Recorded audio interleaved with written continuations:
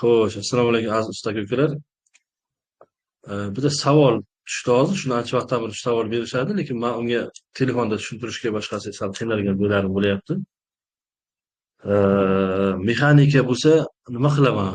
Qanday qilib nastroyka qilaman? Yoki nima qilish kerak bo'ladi o'zi degan savol tug'ilyapti. Misol uchun hozir Kia Sonet mexanikasiga qo'ymaganman. Qanday qo'yiladi degan savol tug'ilyapti-da. Signalizasiyaga kiramiz. Расширить настройкаga kiramiz. Aytaylik, qo'limizni biroz qilaylik birinchi, hozir men ko'rsataman shu narsani. Oldin bir narsani tushunib olish kerak bo'ladi. Mana misol uchun bizda настройка avtozapis kirgan vaqtimizda mexanika yoki avtomat degan joyni o'zini to'g'rilab qo'ysak bo'ladi. Endi bizda har doim avtomat deb настройка qilaveramiz biz. Nimaga deganda, agar bitta misol keltirish kerak bo'lsa, oddiy michikarda qo'ygan vaqti ham o'sha blokda o'zidagi petlachasi bo'ladi, sim, blokda sim, o'shani kesib qo'yishadi shu narsani. Ulangan turganda u mexanika deb настройка qilingan bo'ladi. Kesib qo'ysa, avtomatga qo'yapman degan narsani aytiladigan bo'ladi. Ya'ni blok o'sha narsani bo'limi avtomatni zavod qilyapman ekan deb tushunadi.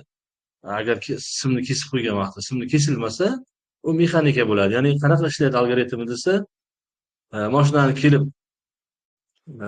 kalitni o'chirgan vaqtida zajigani ushlab qoladi. Ya'ni mashina o'chmaydi. Mashina kalitni sug'urib, mashinani eshigini yopib, pultdan qulflagan vaqtida keyin bunaqamiz mashina motori o'chadi.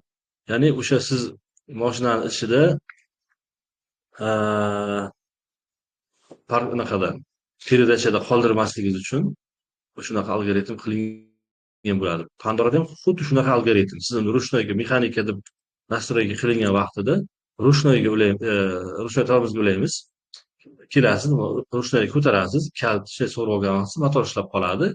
Mashinadan tushib eshikni yopganingizdan keyin yoki eshik yopganda yoki mashina qulflaganda yopiladigan ikki xil varianti bor. Ikki odam xohlagansiz qilish mumkin. O'shanday qilib yopgandan keyin mashina o'chadi. Agar mana shu protsedura qilingandan keyin pultdan yoki telefondan uzoqdan zavod qilish mumkin. Bo'lmasa zavod qilib bo'lmaydi bu narsa. Ya'ni siz keldingizda ruchnoy ko'tarmasdan mashinani bitta o'chirdingiz, mashina o'chdi, keyin ruchnoy ko'tardingiz, tushib ketib mashinani qulflab, keyin uzoqdan zavod qilaman desangiz, zavod qilmaydi. Chunki u signalizatsiya ko'rgan yo'q. Signalizatsiya siz mashinani peredachada qoldirdingizmi, peredachada qoldirmadingizmi, unisini bilmaydi. O'sha uchun shunaqa algoritm qilingan bo'ladi. Siz aytishingiz mumkin, men ruchnoy ko'tardim-ku degan savol tug'iladi. Ruchnoy ko'targani bu boshqa narsa. Ruchnoy peredachaga qo'yib, ruchnoy ko'tarib ketgan bo'lishi ham mumkin bo'ladi. Endi bizda oddiy michkar qo'ygan vaqti ham o'sha avtomat deb simni kesib qo'ydimi, avtomat degan rejimga tushadi, algoritmga o'tadi bu narsa. Bundan chiqdi biza bo'ldi. Datchik qo'yamiz. Datchikni simini mana bu yoqda misol uchun kirish simlariga kiradigan bo'lsak, mana ko'k simimiz neytral deb belgilangan turibdi. Mana shu neytral degan simga o'sha datchikni ulab qo'yamiz, relay qo'yishimiz shart emas.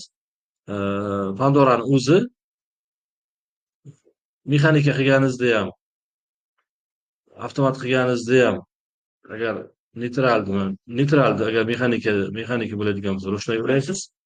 Avtomat bo'ladigan bo'lsa, buni o'sha endi datchik qo'yadigan bo'lsangiz, ya'ni mexanikaga o'sha mana shu simni olib borib, o'sha datchik ulab qo'yiladi. Hamma har xil qiladi, kimdir bunaqada plankadan yasaydi, kimdir gerkon qiladi magnit bilan, qanaqa qilingan taqdirda ham. Agar men hech narsa qo'ymayman deydigan bo'lsa, unda ruchnoyga olib borib ulab qo'yiladi-da, o'zi hozir men aytib tushuntirganimdek mana shu holatda ishlaydi. Bu o'sha mexanika bilan avtomatda ishlaydigan algoritmini bir tushuntirgan, qo'limdan kelgancha tushuntirgan bo'ldim. Yana qanaqadir agar tushunmagan joylar bo'lsa, so'rasanglar bo'ladi. E'tiborlaringiz uchun rahmat.